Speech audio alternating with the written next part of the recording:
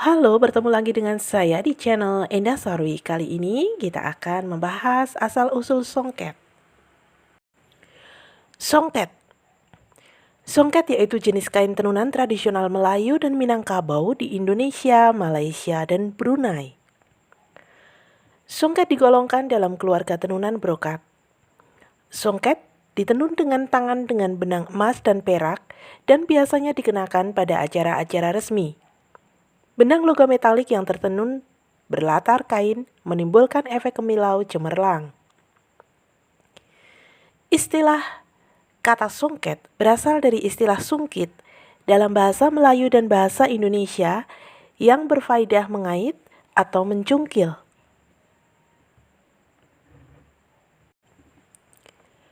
Hal ini berkaitan dengan kegiatan pembuatannya, mengaitkan dan mengambil sejumput kain tenun dan kemudian menyelipkan benang emas. Selain itu, menurut sementara orang, kata songket juga mungkin berasal dari kata songka, songkok, khas Palembang yang dipercaya pertama kalinya adat menenun dengan benang emas dimulai. Istilah menyongket berfaedah menenun dengan benang emas dan perak. Songket yaitu kain tenun mewah yang biasanya dikenakan kala kenduri, perayaan, atau pesta.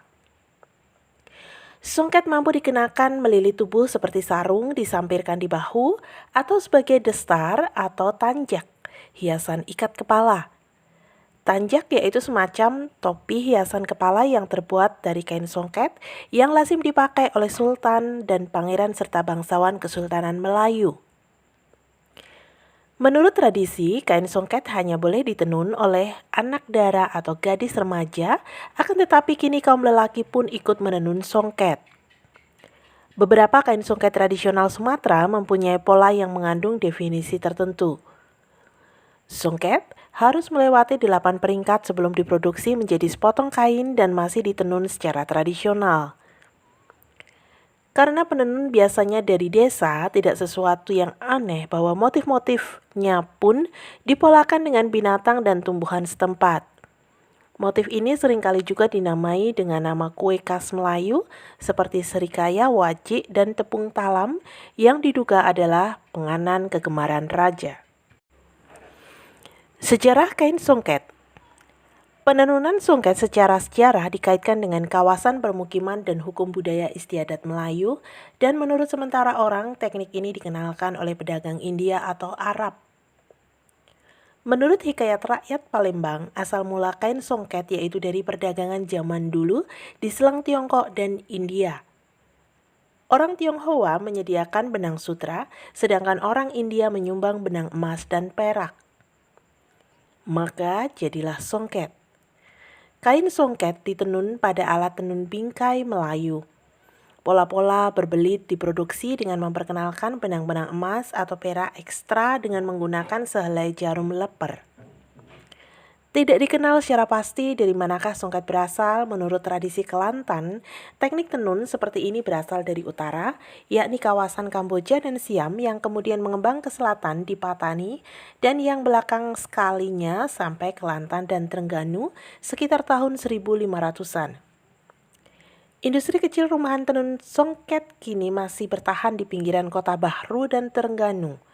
Akan tetapi, menurut penenun Trengganu, justru para pedagang Indialah yang memperkenalkan teknik menenun ini pertama kali di Palembang dan Jambi yang mungkin telah berlaku sejak zaman Sriwijaya atau abad ke-7 sampai ke-11.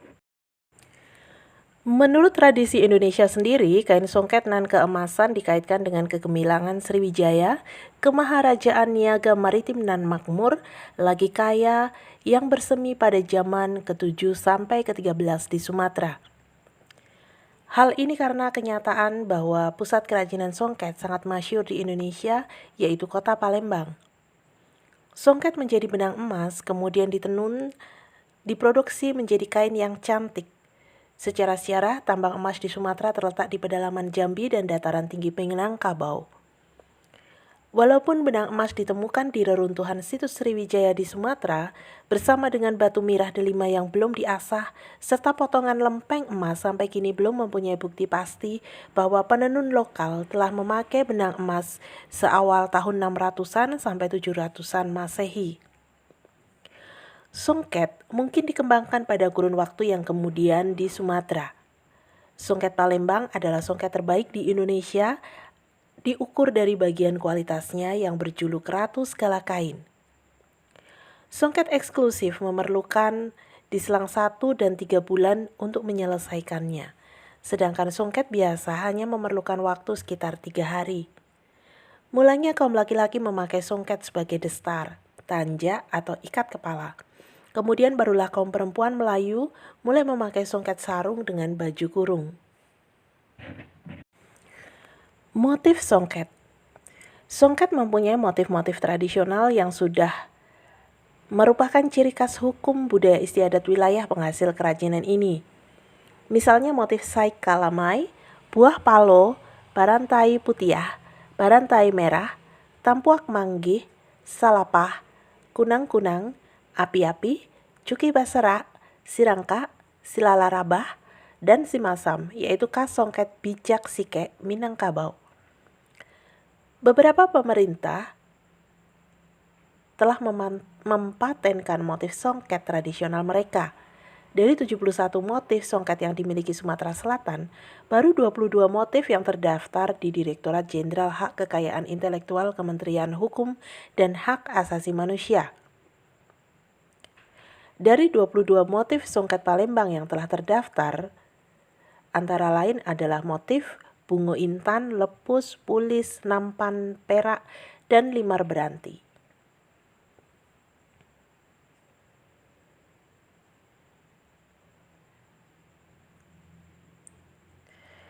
Ditinjau dari bahan, kegiatan pembuatannya, dan harganya, songket semula yaitu kain mewah para bangsawan yang menunjukkan kemuliaan derajat dan martabat pemakainya.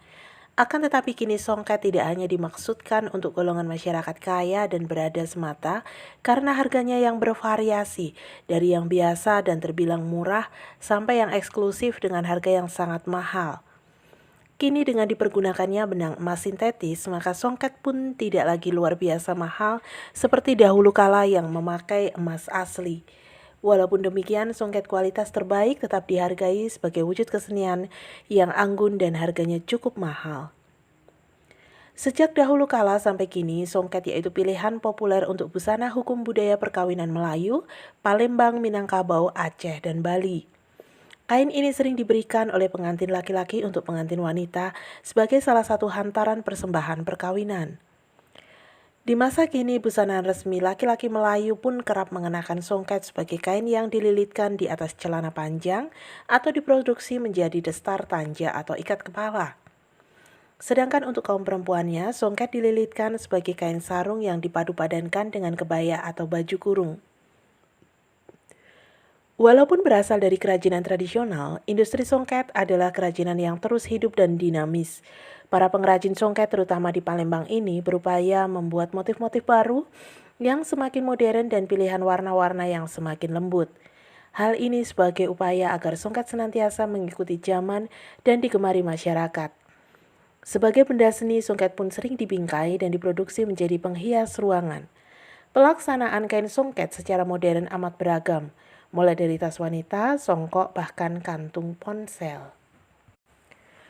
Di Indonesia, pusat kerajinan tangan tenun songket mampu ditemukan di Sumatera, Kalimantan, Bali, Sulawesi, Lombok, dan Sumbawa. Di Pulau Sumatera, pusat kerajinan songket yang termasyur dan unggul yaitu kawasan Bijak Sike dan Silungkang, Minangkabau, Sumatera Barat, serta di Palembang, Sumatera Selatan. Di Bali, desa pengrajin tenun songket mampu ditemukan di Kabupaten Kelungkung, khususnya di desa Sidemen dan Gel-Gel.